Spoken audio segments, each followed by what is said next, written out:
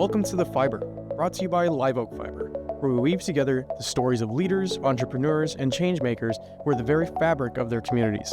Join us as we spotlight those who embody the spirit of connection, resilience, and progress. Hello, everybody. My name is Garrett. I'm with Live Oak Fiber. I'm the content creator here, and I have a very special guest, Scott McQuade, who's the president and CEO of the Convention and Visitors Bureau. The amount of times I screwed up trying to say that without, stumbling. So I finally got it for the first time. But there you go. Thank you for joining us today. And Scott, I'll let you introduce yourself a little bit. Tell us, who you are, your career path, and how you ended up becoming the president and CEO of the Conventions and Visitors Bureau. Sure. Thank you. And thank you so much for having me. It's a pleasure. So, of course, my name's Scott McQuade, and I work for the Convention and Visitors Bureau. We are the entity that brings visitors to Glenn County. So, a little bit about me and my background.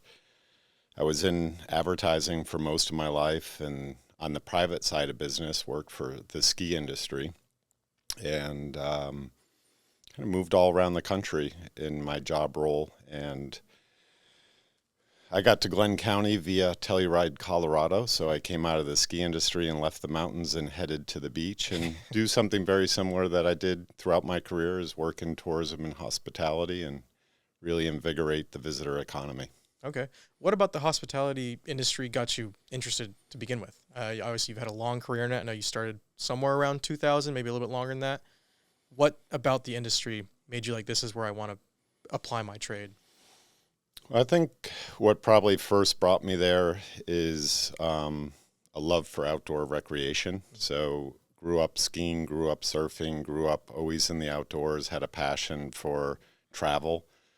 And in the early part of my career, I was selling Hewlett-Packard Blade servers and medical equipment and you name it. I worked for an international ad agency and just found that work to be empty. It didn't fuel my passion. Although I was good at it and I loved doing it, there was a piece missing for me. So when I got recruited to go into the ski industry, it was a dream of mine. I actually grew up working in ski shops as a kid, so to actually be on the mountain versus the equipment side was really amazing, and to make the whole mountain work and be a part of something just so technical and interesting to work alongside a team of tourist professionals was really got me hooked in tourism. Okay. You grew up in Colorado or somewhere around there? No, I actually grew up in New Hampshire. Okay. So is there good ski? So the funny thing is I've actually never really been to anywhere. I know I'm in the East Coast now, but never really been here all that often. I grew up in California. So I spent my time on the other side of the beaches. Right. And the funny thing is never surfed either, but we had like Yosemite and those areas and I'm forgetting some of them, but I think I went snowboarding twice in my life. So never really spent that much time in the mountains besides just hiking. So in New Hampshire, is there good skiing and snowboarding, or is it usually you're traveling for that a little bit? Yeah, well, it's all relative, I guess, and based on experience. Growing up, I thought, New England skiing was the best that it could be. We do have some big mountains, upwards of 3,000 and 4,000 feet. So much better than Ohio, for instance. But going out west and skiing is a whole different experience. To give you a little indication, funny story, my kids were both born in Colorado. Okay. And I took them, my boys have been on skis since they were 2 years old. So they grew up on skis and always skied Colorado. And one year I decided as we moved back here that I was going to take them to the Northeast to ski. And as they got off the lift, they said, "Dad, something's wrong with this snow. It makes too much noise." And really what that was ice. So the conditions are vastly different from the east to the west. The west is known for dry, fluffy snow, and the east is known for hard pack and ice. I would have never known that. Yeah. So is your preference the Northeast snow, or do you like that Colorado? Definitely the western snow rules, and since that we haven't really gone back to the Northeast to ski. They started off on the top and they're like, "Oh, this is what you grew up with." Yeah. Well, that's exciting. So you guys love like the Winter Olympics. I mean, that's your thing. Yeah. All winter sports are great, as well as summer. Yeah. So. But you have a preference for those ones. Yeah. Okay. Well, so you went to school in the Northeast too, or is that? Yeah. Okay. And then your major was something in marketing and advertising? Actually, it wasn't. I had a liberal arts background, so just general studies. Studied. I made my own major in college. I had an independent major, so I studied mostly history and English writing, and believe it or not, religion. So, cool. Yeah. Actually, the university I went to was a 4-year Christian university. So I mean, most of my childhood was going to like Catholic church, and then I think around 2008, I probably would have been 10 years old-ish, somewhere around there. And that's like obviously when, the economy crashed. My parents weren't like fully back to work, so we stopped going to church, but ended up finding myself going back to a 4-year Christian university. Wow. And you feel like you learn a lot going and doing like Bible courses and studies of the specific text, but I enjoyed it a lot. I mean, did you like studying that? I did. Yeah. I mean, it's all kind of related to my passion for travel, is learning about different cultures and learning about different religions and people's way of life. And that's what I love about travel. I love to travel both, domestically and internationally, just to better understand people's way of life. And, do you think that fascination with cultures and understanding people has helped you in your career so far with being in hospitality mostly, that you know how to bring experiences together to, I guess, appeal to everyone? Yeah, I think it has. Really what we do, and I'll refer to the CVB, which is much easier to say than Convention and Visitors Bureau, but really what we try to do is not over-promote the area. We really tell people about the soul of the area. We don't want to change it. We don't want to contrive marketing schemes. We really just tell people what this place is really about. And what drew me to this area is it is a place where there is still a distinct culture. There is an incredible fabric to the community still here. Mm-hmm. You can go to many different vacation destinations that don't have that. They were either pre-built as, a contrived tourist attraction, or there was no community there prior to it being built out as a tourist destination. The Golden Isles is so unique that it had not only this long and incredible history in its place, both in the nation and in the community, but it also, tourism was a part of that, going back well over a century. So to have these amazing assets that are historical but also serve the visitors, it's a very rare thing in our country. Absolutely. How do you, I guess, preserve some of the historical aspects of Brunswick, Glynn County in general, but also try to build for the future in terms of bringing in more and more tourists? Because, I mean, that has to be one of your goals, is increasing tourism. Is there kind of a balancing act, or is there certain things that you don't even try to touch when it comes to, I guess, exploring and really advertising and bringing in people here? Yeah, great question. So really our model is not quantity. If you were to look at the general amount of visitors that have come over the last 10 years, decades since I've been here, we haven't increased that many visitors really. What we have done is we've increased the amount that the visitors are spending. Okay. And our model is really going after quality, not quantity. So you can imagine Orlando, for instance, or Myrtle Beach is a quantity model. Bring as many people as you can to fill all these attractions. Our model is to bring the people who are most likely to appreciate the area and enjoy the experience without trying to change it. So, as far as historic preservation, certainly I have a passion for that. That I want to see the area preserved. I want to see our historical assets preserved. As a CVB, we can't really, get too much involved in that. But the way we do get involved is those that have preserved historical assets, we promote them in such a way that they can become viable attractions. Jekyll Island's historic district is a great example. The Harrington School on St. Simon's is another example. Is if the community goes through the efforts to create preservation and wants to make it open to the public to create a viable revenue stream, we can help support that, and we certainly encourage that to our fullest.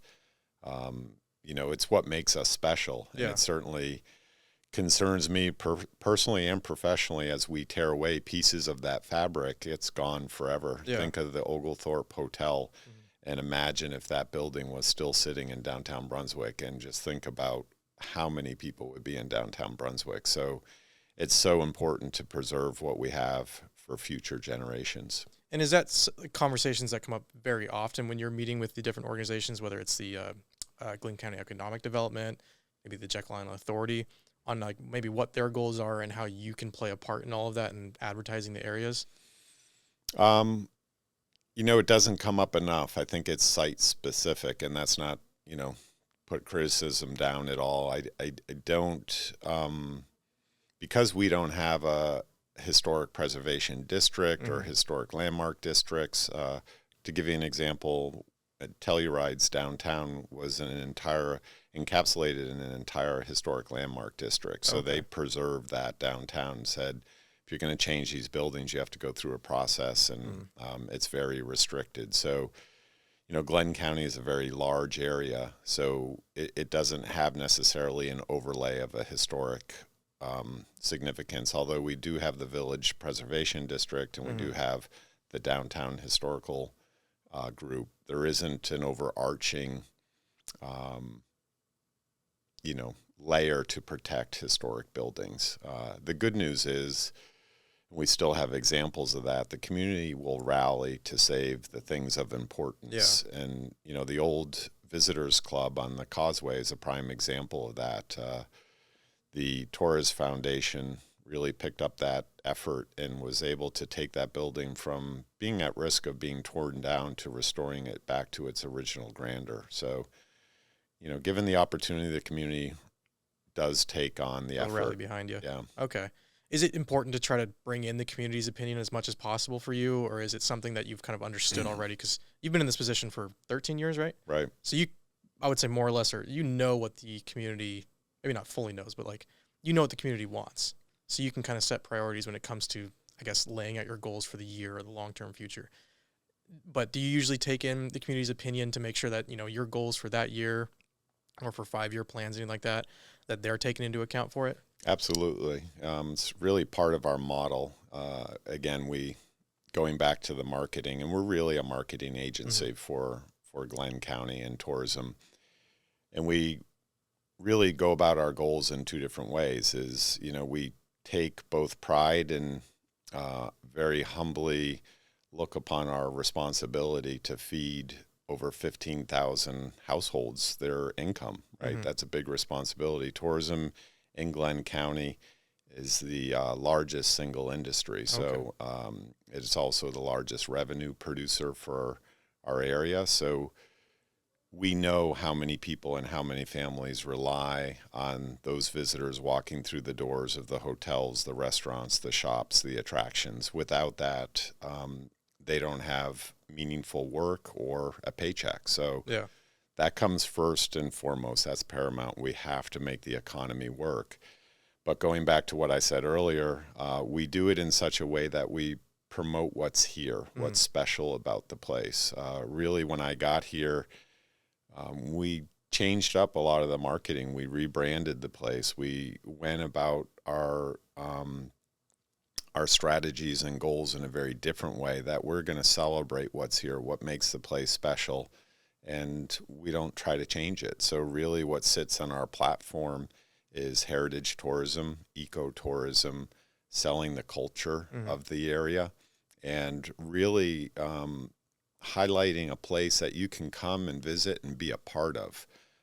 I think if you were to compare a trip to the Golden Isles, and I'm going to pick on Myrtle Beach and Orlando because of the 2 that come to my mind, you don't really come out of those other experiences saying, wow, I was part of Orlando. Yeah. This felt really special, where we really want our visitors to come here and feel part of the community.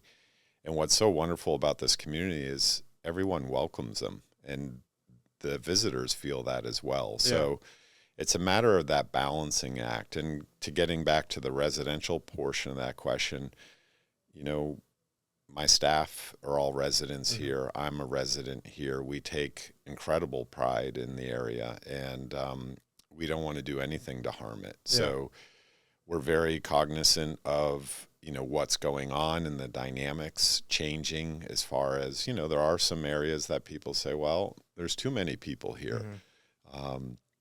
And we watch that very closely. We watch our hotel occupancy. We watch, how many visitors are coming in and what is the makeup. We have some incredible data softwares that tell us really pretty much anything we want to know in regards to who's coming here, how much money they're spending, where they're coming, how long they're staying. But we also have software tools that tell us who is on the roadways. As you can imagine these days, if anyone has a cell phone, you can buy that data. It can tell you where you've gone. When I tell people that, they're like, what do you mean? I'm being tracked? No. We're all being tracked. Yeah. Anytime you download that free app that you think is free, you're surrendering your data. You're surrendering pretty much everything you're doing on your phone. And part of me, when that revolution started, I said, gosh, I'm really opposed to that. That's way too intrusive. But really what it does for a marketing agency, it allows us to save money. It allows us to pinpoint who we're marketing to. But on the backside of that, we can also see, okay, there's complaints of traffic on St. Simon's. Who's sitting on those roadways? Yeah.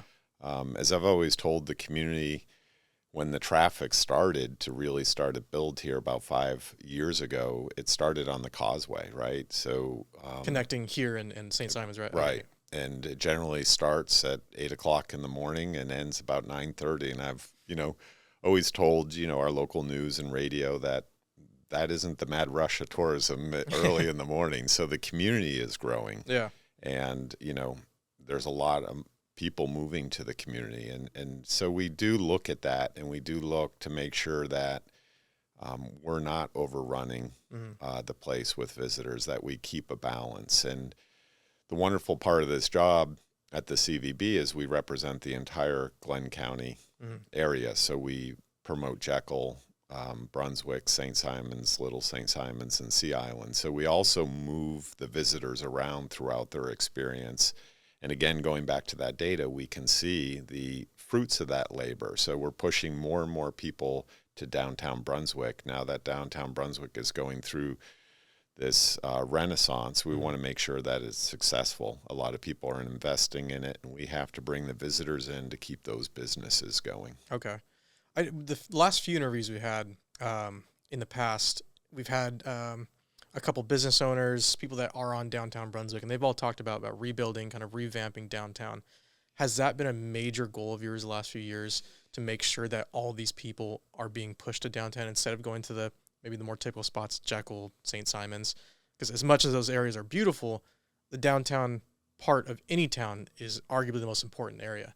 So I guess my question is, was that your major focus the last few years, or is it still something that's going to be ongoing for the next few? And if so, what is it that you guys are doing to kind of push people this way to make sure also that all these businesses are kind of ready to handle that influx of people? Right. It really was probably one of the first things I recognized, that, coming here and realizing that the other areas are much more established in their business levels, the shops, the dinings, the attractions, if you will. And Brunswick was, definitely in a very difficult position when I arrived here. It was pretty amazing to see this beautiful historic downtown with a vacancy rate in the businesses of over 70%, to see how that is now flip-flopped, where we have, pretty much the majority of our buildings filled with small businesses, and we even now have a hotel in downtown Brunswick. Things have changed dramatically, and it was always part of our effort. In fact,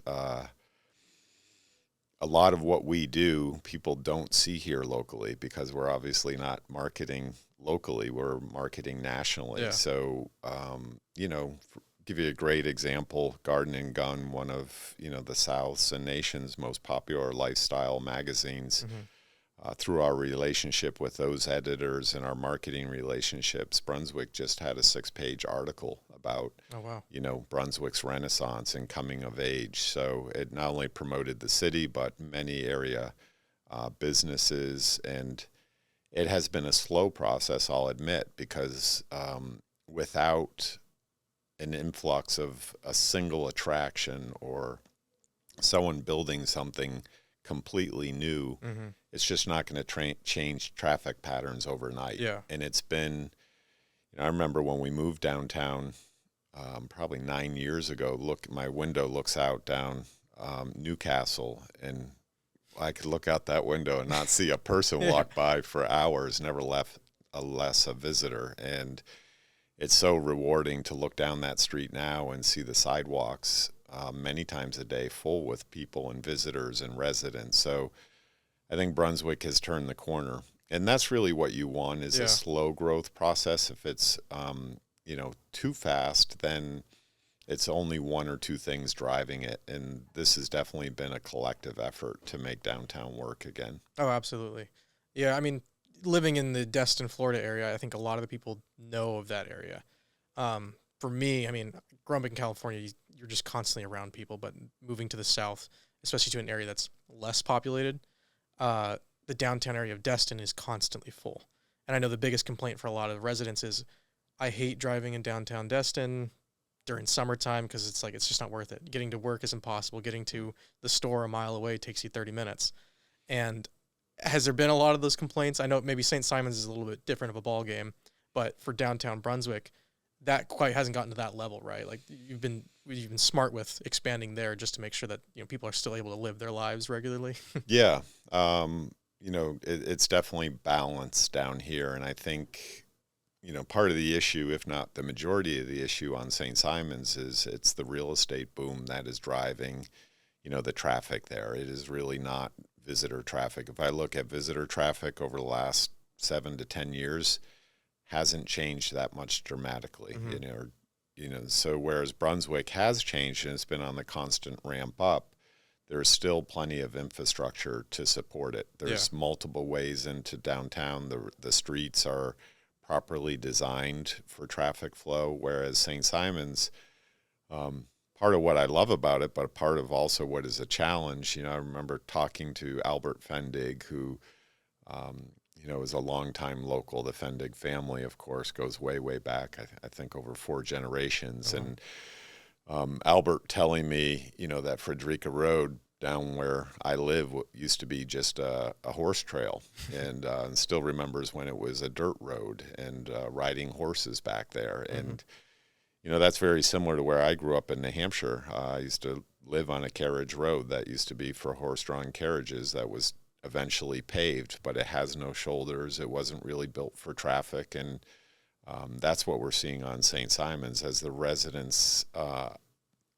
keep going up in new construction. It's still relying on that old dirt road to supply all those residents and visitors a path back and forth to where they're going. So it is a bit of a challenge over there. But our goal, again, being in tune with the residents and being residents ourselves, is we don't want to exacerbate that issue. Yeah. All that being said, I would also say that we are also looking towards the future. We always do that. We don't want to just market a place and bring visitors here and not be concerned about their experience, right? I always say it's similar to selling a product. If you are marketing a product, let's just say it's a radio, and people buy that stereo or device and it doesn't work, even though if you had great marketing, they're not going to buy it again. Yeah. You can put it in terms of your service, right? You guys are doing this amazing job putting in all this infrastructure, and when they turn on their devices and you can market it great, if it doesn't work, they're not going to stay a customer very long. So I know you guys know that, and we know that we have to make sure visitors are getting a good experience, and we're just as concerned. So as we look to the future, we've asked the visitors and we've asked the residents through surveys, what improvements would they like to see, for instance? And it's always rewarding when you see a vision for the future and that your residents and visitors are agreeing on that. Yeah. So as we look into the future, I do think as a community, some of the improvements that we see, for instance, would be ferry service between the islands, getting cars off the road, putting people on a boat that could go from Jekyll to the mainland. It acts as an attraction, but it also acts as a transportation source. Every day in our Welcome Center on St. Simons, we see hundreds of people coming right across the causeway from Jekyll to experience St. Simon's and vice versa. So if you can imagine putting, 50 of those people every half hour on a ferry and having a trolley transportation system, that links from getting off the boat to going around the island as a public transportation standpoint, as well as going to the mainland, how many visitors could we take off the road? How many residents would use the service? So those are ways that we're thinking and looking forward. And you living in beach communities, I'm sure you've seen that, right? Hop and go trolleys, for instance, and even connecting the water. For instance, Savannah has a free ferry service that brings people from one side of the river to the other. Yeah, I think I've seen that, yeah. I know in Destin, I think another big complaint is public transportation is not the greatest. But it's such a hard thing to, I guess, accomplish just because of the way, probably similarly here, is just the way the whole, I guess, geography of our area is that you have the Sound, which has, Okaloosa Island, and then Destin's kind of just one single lane, and there's not enough room to get to something else until you get inland. So having multiple routes to get in and out of the area is such a difficult task, but having a ferry could be an option. And I can probably guarantee a lot of people would use that. Yeah. But being so, is that also, when you have that conversation about, implementing a ferry service, does that then include maybe talking to some business owners or potential business owners to kind of build complementary services after that? So once they get the ferry across the street, that's bike rentals, that's other modes of transportation. So if they're not a part of a tour, they have at least some way to get around relatively quickly besides just walking. Because I imagine that's something that a lot of people could be interested in, and that's something that you guys can market for, and all these other, even the Glenn County EDC could probably get involved in something like that. Is that additional conversations, or is that just, brainstorming, like, here's what the idea is? How does that go into your thought process when bringing just one singular idea into it? Well, it really has to be comprehensive. You have to start and having conversations with your local governments. And this is another thing that I love about the work that we do is we are a partnership organization. We collaborate with, all the entities that I mentioned. So, if we were to do a ferry service, it would include the Jekyll Island Authority. It would include downtown Brunswick. It would include Glenn County. And then, of course, it would include local businesses of, how do you support that and what additional things are needed. A ferry service doesn't have to be government owned or operated, right? Nor does a trolley service. And a lot of times these are subsidized by private-public partnerships. So the public puts in the infrastructure and a private entity says, I would love to provide that service. And agreements are made about the affordability of the service in some aspects, and other aspects it's part of a visitor surcharge that actually pays for the infrastructure. So that's the case in Savannah. $1 a night for every room night in Savannah goes towards supporting the ferry service. So there's ways to get it done, and I have just as much passion for improving the community because really what's going to happen to Glenn County, whether we like it or not, it's going to grow.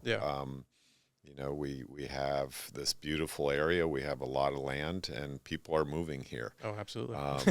So, as I always jokingly say, we invite them to come and visit. We didn't tell them to stay, but they do. They fall in love with the place, and certainly that's wonderful to grow our community as well. But we have to grow it in such a way that's smart and really embrace the best practices that places are adopting to make sure the specialness of the place is retained. Yeah. So we talked about it a little bit earlier, your ideal customer or your ideal visitor that comes here, are you seeing that most of those people are coming back, but not just as second-time visitors, third-time visitors, but as new residents? We are. So we have lots of indications of that, whether it's our survey data, but I would say the constant reminder of that is social media. So we manage many different channels. We have a following of almost 400,000 people on our social media channels. And one thing that is constant that we see in the comments and the feedback is, they fall in love with the place. And we see a lot of repeat visitation. So that's the thing that's really wonderful. Once we introduce someone to this place, we have a high repeat visitor count. And then, of course, their end goal for a lot of them is to one day move here, right? Yeah, So retire, or have a second home. Or, right. Yeah. And, certainly a big swath of our population has done just that. Yeah. So we know that that's probably the end cycle for people that have fallen in love with the place. They want to be a part of it. Yeah. So what are your long-term goals? We kind of talked about growing responsibly, making sure that you're not overdoing it and bringing too many people into the area. What are your short-term, maybe 3 years out, 5 years out? What goals do you have for this area to help, again, boost some of the local economy and really, again, increase tourism to the area, but obviously responsibly? So short term, to answer that question, because we're going through a little change in the economy, and this is also why we use data. So we monitor all the hotels. We can see their occupancy rates. We also monitor short-term rentals. So we have this, what I call the dashboard, and the dashboard is just like that of a car. We see all these indicators. Not only do we look at our local dashboard of, how the health of our industry is doing, we look at the national dashboard. The national dashboard is flashing red right now. We're seeing, that inflation is up, consumer confidence is down, national hotel occupancy is being reforecast to go down, and we expect to see some pulling back of the economy over the next year. So our short-term goal is to make sure that we hold our gains. We've had good gains over the last few years. And we want to make sure that we keep our business levels what they are. So when we see the national economy starting to pull back, we have to work twice as hard. It's interesting. We just had a partnership meeting where we bring in, all the area businesses and give a state of the tourism economy. And really what instinct would tell you is there's a pulling back of the economy. We have to start pulling back internally. We do just the opposite. Because we know all our colleagues out in the nation are saying, okay, stop marketing, save money. We're saying, no, this is the time to put the foot on the gas and accelerate to make sure we hold our economy. So that's what we're looking at in the next probably 1 to 2 years is making sure we hold our own. And the reason we do that is so many people rely on what we do.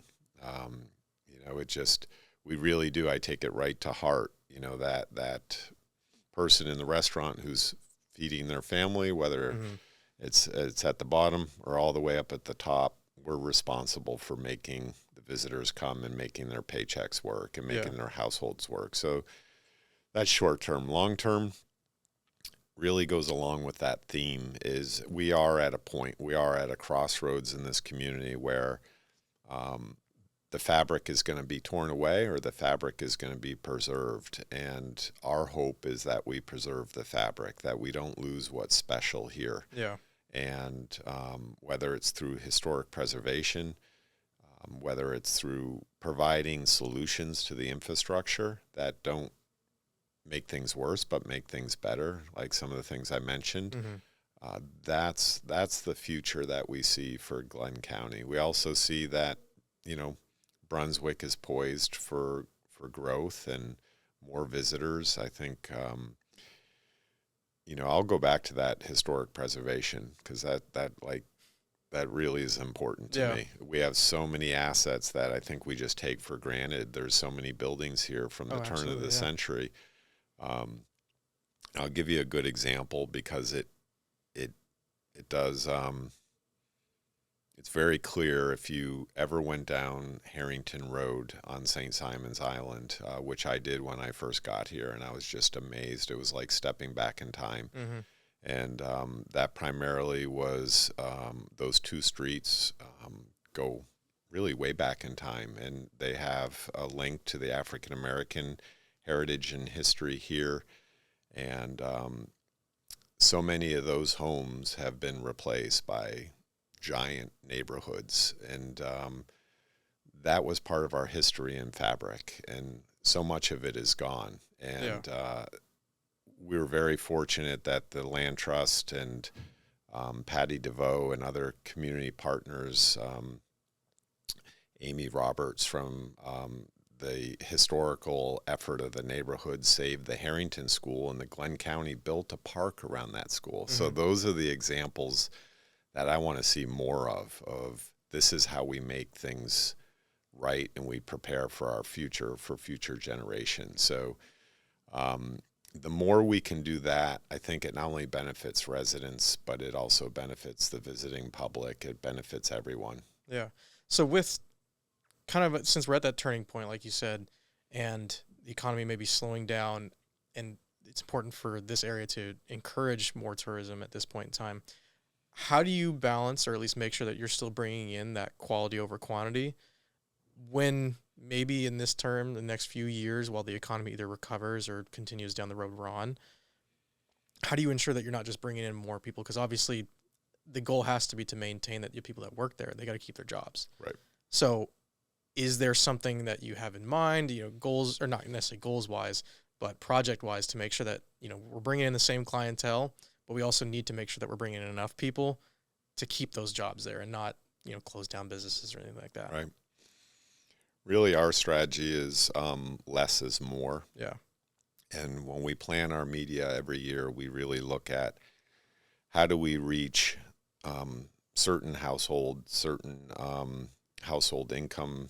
The beautiful thing about data and marketing now is, again, you're no longer doing a shotgun approach. It's very pinpointed. We can pin down whether it's in digital media or social media, whether, you are an outdoor enthusiast, whether you like water sports, what have you. We generally go after a certain household income bracket. We go after media buys that are going after people that are going to come here and appreciate what we have, and not just use the place as a party ground for a beach vacation. Yeah. And we see that, and I think as a community we should be incredibly proud of that people, it really does warm my heart every day when I walk out of the office and take a stroll around the village, or just look around and see families walking to the lighthouse, holding hands. We sell joy to people, and that's really what we want to continue to accomplish. Okay. And we choose our media buys in such a way that we make sure we're hitting those people. In fact, another part of what we do is we stimulate the film industry. So when the big movies come in town, or the TV shows come in town to film, and we're also very cautious about, who we say yes to, right? So when MTV, which they have many a time, say we want to do real world episodes here, we say no thank you. Or if it doesn't fit our brand and what we're trying to market this place as, whether it's our media, whether it's who we let in as travel writers or film, we want to make sure that it all says the same story, that this place is a place to cherish and preserve, and not to come and wreak havoc, so to speak. Leave the Busch Light cans on the beach. That's right. That's right. All that being said, we are really responsible for driving overnight visitation. We do have day traffic coming from all over, both, in-state and Jacksonville and whatnot. And that is a little less controlled on our behalf because we're marketing, this area much further outside our community. So, but that continues to be our goal, and it will continue to be our goal. The other nice thing about that is, as far as a strategy goes, is the people we're marketing to are a bit more insulated from the downturn of the economy. And those hotels, and it is all thought out, right? This isn't just like, oh, well, we'll see if this works. Yeah. When those hotels are getting a higher household income visitor, they're able to charge more for their rooms. And when they're able to charge more for their rooms, they're able to do remodeling of their hotels. And I can look across the whole area in the last 10 years. I'll just pick King and Prince Hotel as an example. You could even look at Sea Island as an example, who's invested hundreds of millions of dollars in improvement. The King and Prince has, renovated the whole hotel, their whole outdoor area. They're now renovating all their rooms because they're getting the revenue in that allows them to continue to make improvements. And that's part of our goals, is get them a high quality visitor that's going to make their business work well. Okay. And then out of curiosity, since you just said it, I know there's been a few movies that have filmed here.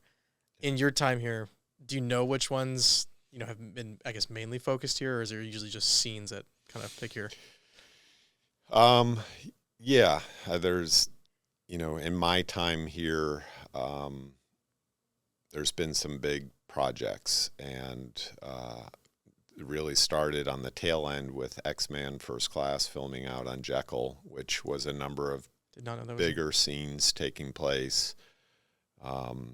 And then, I'm trying to think of how they happened in terms of cadence and order, but the other two that come to mind that had major parts filmed here is Anchorman 2. Really? And, yeah. I did not know that. Yeah. The amount of times I've watched that movie, I didn't even. I'm trying to think back if I recognize it. I'll have to watch it again. Yeah, and that one was fascinating because they let me be on set for the majority of the filming. Oh, really? In fact, yeah, and I just happen to be a really big fan of that movie. And there's a really funny story of how long it took to actually capture that movie here. Really? It took months and months of convincing, and actually a bit of Southern Soul barbecue was really the thing that made it all happen. Yeah. I just kept feeding them barbecue because I knew that's what they liked until they said yes. But they loved it. And this is just like something that I love about this community. They loved it here so much that they started building their sets here and deciding that they didn't want to go back to Atlanta and finish the movie, that they rented one of our airport hangars and made it into a movie studio. Oh, wow. And no one would notice that unless you were actually on set. So when I watch that movie and say, yeah, that was at that airport hangar, that was done here. That's hilarious. And they basically built, I would say, a big part of that movie right here. Wow. That's impressive. That's pretty cool. And I think our area, Niceville and Destin, I think our Truman Show was in Watercolor, Seaside, something like that. Mm-hmm. I forget exactly what it is, but I think that's the only one that I know of that was ever filmed there. But that's pretty cool. Yeah. And then I guess, what are those conversations like? I mean, clearly it has to be something that fits for most of the organizations or the public organizations here. Is that something that when they, pitch it to you guys, is it always like what is that conversation like? I don't even know how to put a question besides that. It's interesting. So the business is really led by location scouts. And, if you look at the overall nation, I can kind of see all the faces and line them up. They're all over the country. Yeah.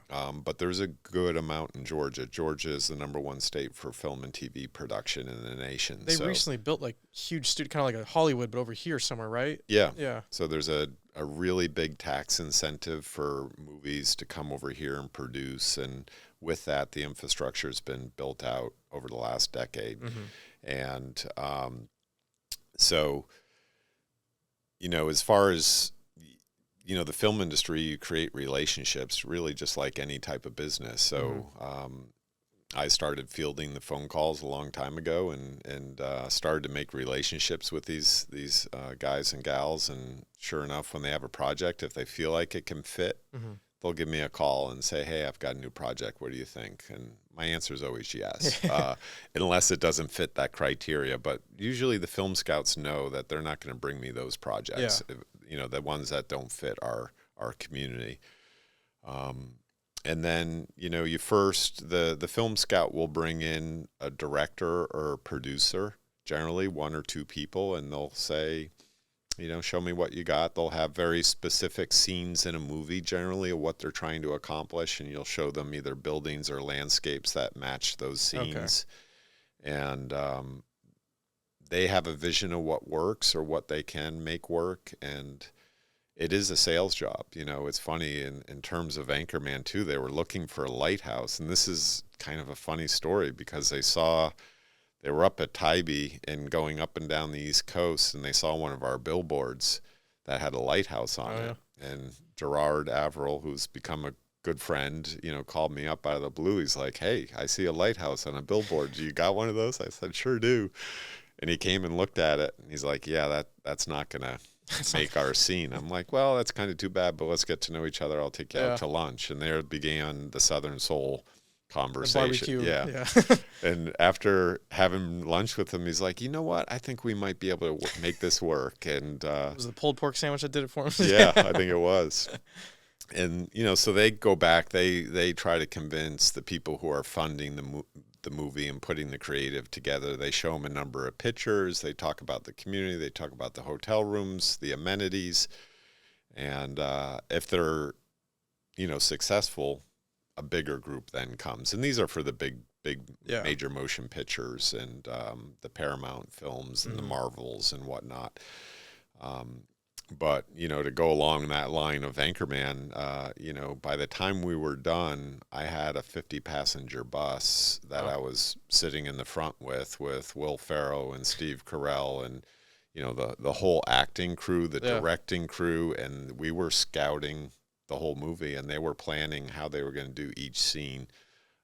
And that's really when you've made it. And then the whole infrastructure comes. It fills all the hotel rooms. It helps local businesses.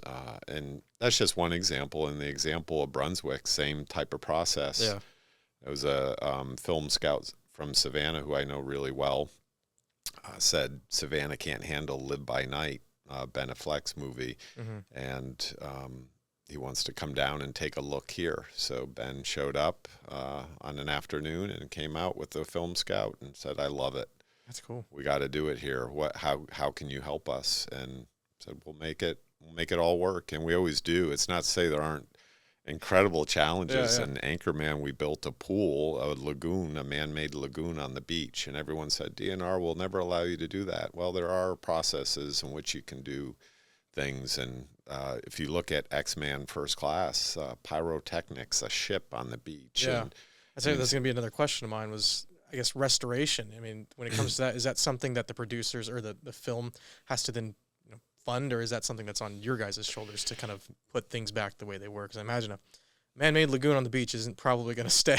Yeah. No, they have a great deal of pride in putting things back better than the way they left them or started. And, so in the case of X-Men on Jekyll, they replanted the dunes. The dunes were never disturbed, but they left it behind with all sorts of dune grass and fencing and palm trees and making sure that whole area was put back better than where it started. The best example, and I really do believe it was a turning point for downtown Brunswick, was when Live by Night came here.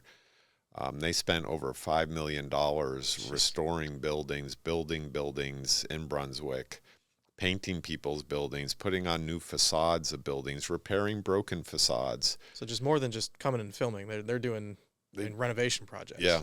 That's wild. And really free of charge to those property owners. But what I loved what that film did, not only for our economy, but it really set the stage, excuse the pun, for what downtown could look like if we made it look pretty again. And to see all those shops with flowers hanging out and the streets just filled. Of course, it was, a film dated back, 50, 70 years ago, however long it was. But it took us back to where Brunswick was this amazing city of vitality and the economy was booming.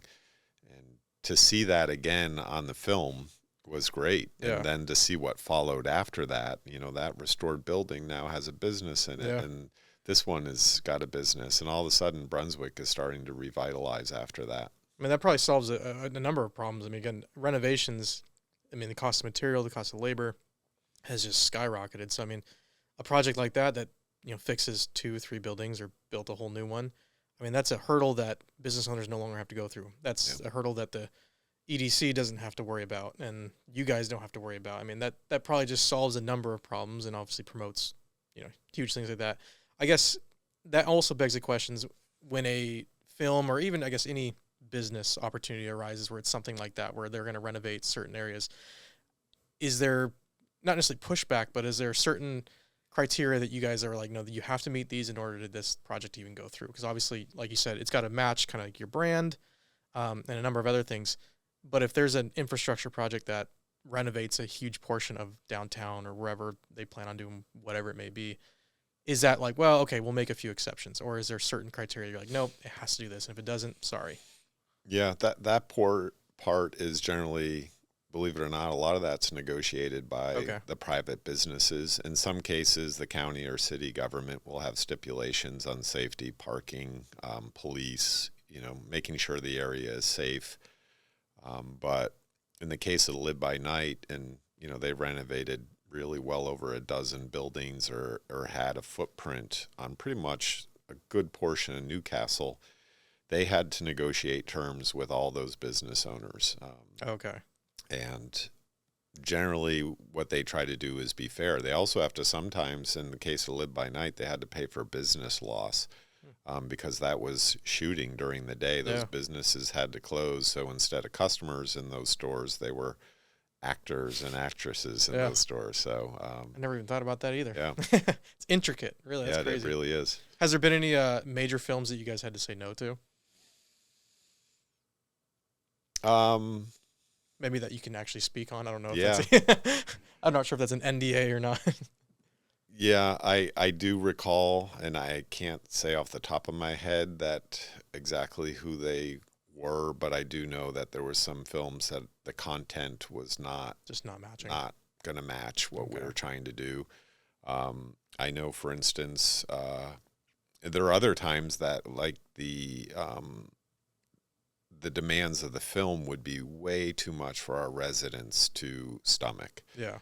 A good example of that was Dwayne Johnson's Baywatch a few years back, and we were one of the primary locations, and they were asking to shut down the beach for weeks at a time and wanted to shut down, our main beach entrances. And I just said, that's not going to work. Yeah. Residents are not going to like their beach taken away, nor will visitors. And, that was another one of, like, because that was probably during, like, busy months as well, right? Yeah, it was. And I wasn't sure of the content of that film either. It's not to say it was a bad movie. I can't even say that I saw it. But I do know when it eventually did go to Tybee, I was just like, we're not going to be on the hunt in this one. It created a lot of visitor and resident negative feedback because of the infrastructure restrictions that were put on the public.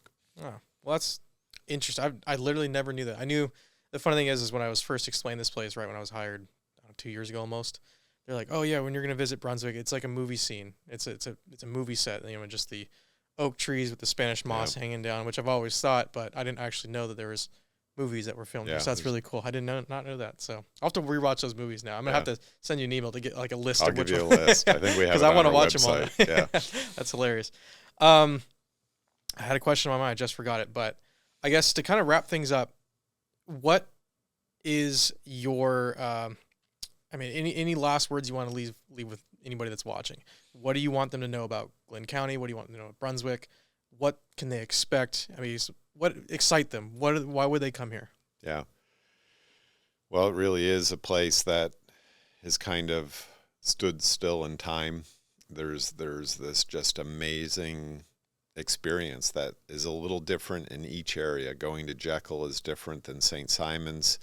Going to St. Simon's is different than Sea Island or Little St. Simon's, and the Brunswick area just kind of wraps that whole package together. But the common thread that runs throughout, or the common fiber, if you will, is is history and heritage is in every place. And you mentioned the oak trees, live oaks. They're part of our heritage. Yeah. They're actually our logo for the area, and there's great significance to that tree. That tree actually built old Ironsides back where I'm from, the U.S. Constitution. Yeah. That lumber was harvested right on Gascoigne Bluff, and from that lumber yard way back when, and sent over to build that ship. But it also signifies not only the history, but the nature of this area. The nature of the area has been preserved for the most part, and you can't go to many places where there's still a tree canopy in place. You can't go to many places where there are maritime forests still in place.